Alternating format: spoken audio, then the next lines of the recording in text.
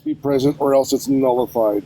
What else? On top of that, 9.31 and 9.32, if you're going to use that one, must be valid first before you use 9.04. Another then one. On top of that, if you go to page 2 on the 14th sentence down, it says he put his hands on me and I told him not to.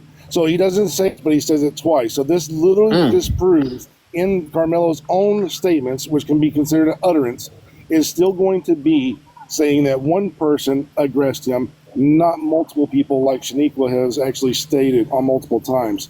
So unless you can provide me with all of the people's names without using up the video from the FISD, because that is not factually going to be accurate or used in court currently because it was not subpoenaed, you're going to have to provide evidence of that. Let me get this last 5 seconds. Bayboy, man, you kind of quiet, man. You ain't a good leader, bro. Man, I got it, bro. You just talking too much, Jigga. You just hey, Chad, don't let him throw us off. He's trying to do all that little side slick shit, right?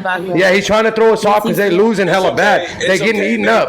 They getting eaten up. Stop doing that. You're killing our time, bro. Yeah, since he said my name. Since he said my name, I can definitely name the suspects, which were Austin Metcalf and Hunter Metcalf, according to Hunter's own statement. Now, I'm not sure why Amanda keeps harping on the fact that this was done at a school track meet in broad daylight, because there's absolutely no restriction on the time of day or place that you're allowed to use self-defense. As a matter of fact, you can use self-defense anywhere on Texas soil at any time of the day and or night. Anytime that you feel that you are in danger of serious bodily injury or unalivement, according to Texas Penal Code 9.32, you are allowed to use unaliving force to prevent an attack against you by any unlawful force is done in 9.31. Unaliving a serious bodily injury is Penal Code 9.32. I also want to point out that when he says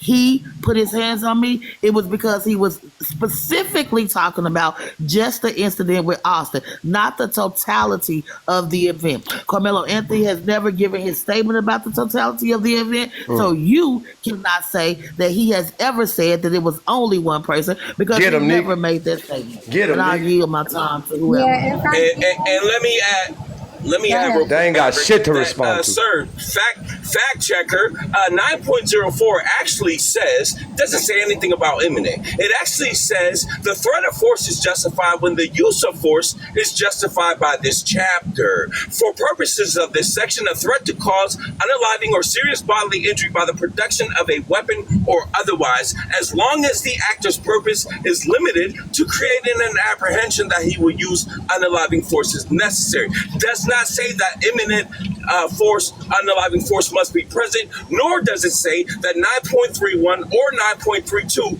must be met first. It simply says, as long as force is justified by this chapter. That is what it says. Go ahead, Maverick. Thank you so much. And the claim that because he had a knife, therefore he had some kind of advantage, I do want to talk about intent, since that's what you fail to understand matters in law as well. Facts. So we can look straight to the police report. I was protecting myself, perceived threat. He put his hands on me. I'm not allowed.